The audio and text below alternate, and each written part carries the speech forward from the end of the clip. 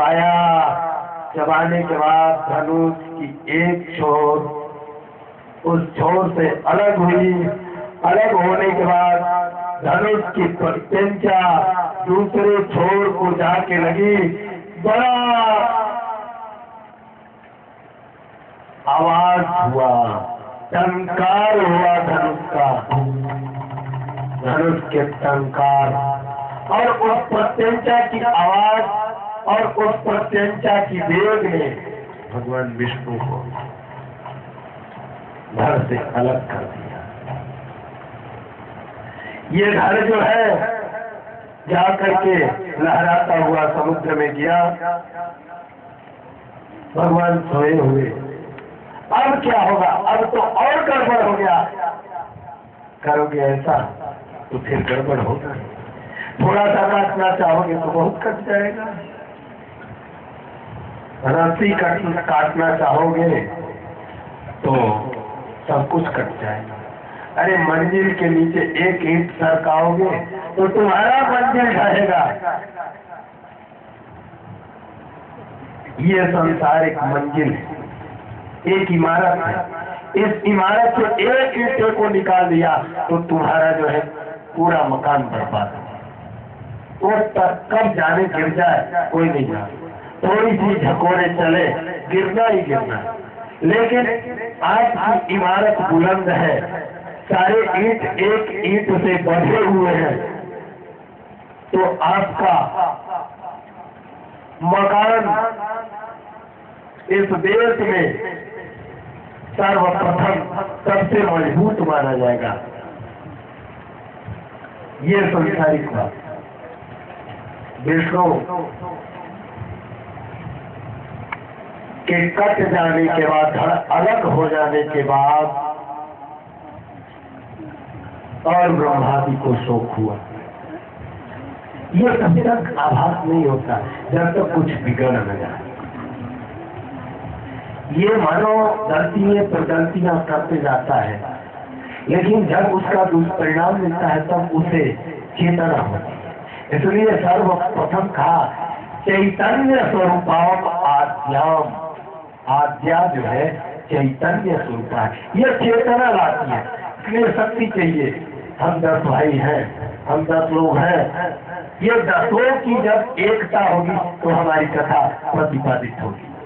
नहीं तो हमने कहा कथा और कथा में कुट दिया, कुट पर ये सो गए, बजाए ही नहीं, तो न आपको रस की प्रतीति हुई न मुझे रस की प्रतीति हुई। तो इसलिए हम एक सूत्र में बंध हैं।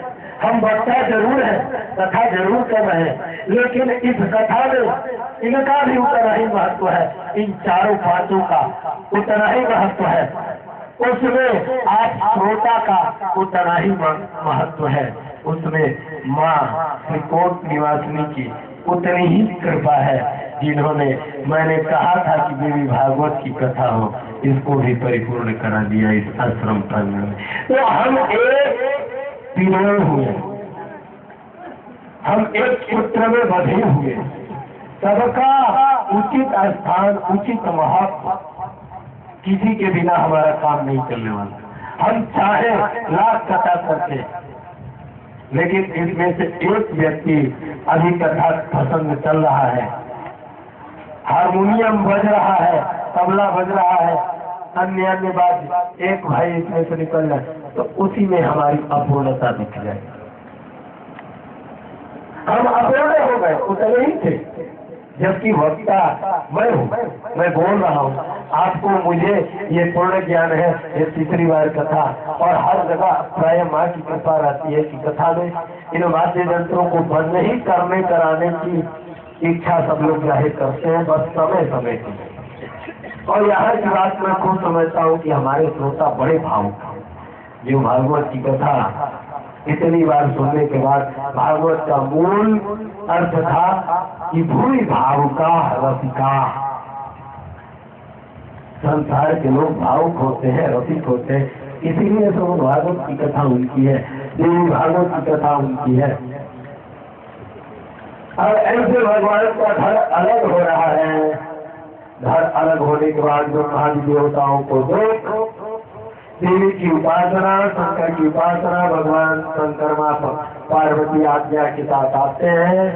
कहा कि ब्रह्मा तुमको शिल्पकार हो, कोई जोड़ न दो, ला करके तत्क्षण सामने घोड़ा दिखता है। घोड़ा के धड़ को भगवान के सर से शरीर से जोड़ते हैं ब्रह्मा जी, और उसी समय भगवान विष्णु का एक अवतार होता है, यज्ञीवा अवतार। प्रेम से बोलिए यज्ञीव भगवान की। यज्ञीव और यज्ञीव के जो रूप में माया योग निद्रा का स्तवन, योग निद्रा से मुक्त होना, यज्ञीव नामक दैत्य का यज्ञीव से सामना, भगवान यज्ञीव दानव की लड़ाई होती है। माँ ने कहा अब मेरा मनोरथ पूर्ण होगा। यज्ञीव विष्णु स्वरूप भगवान ने माँ की उपासना किया कि अरे क्या मुझसे गलती हो गई माँ कि तूने इतना बड़ा दंड दे दिया, ये मेरा रूप क्या होना। कि देखो उपासना से माँ आद्या जगत जननी त्रिपुर सुंदरी राज राजेश्वरी प्रसन्न हुई। देखो कार्य साधन है, आप मुझे अलग नहीं रह सकते, मैं कैसे रही हूँ ये जान लो। ये दानव मुझे फंसा दिया, अब इसके चलते इतनी लीला मुझे करनी पड़ी, मैं तो आपको छोड़ करके पल मात्र भी नहीं रह। इसलिए आप यज्ञीव का वध करो, मैं तुझे वर देती हूँ, आशीर्वचन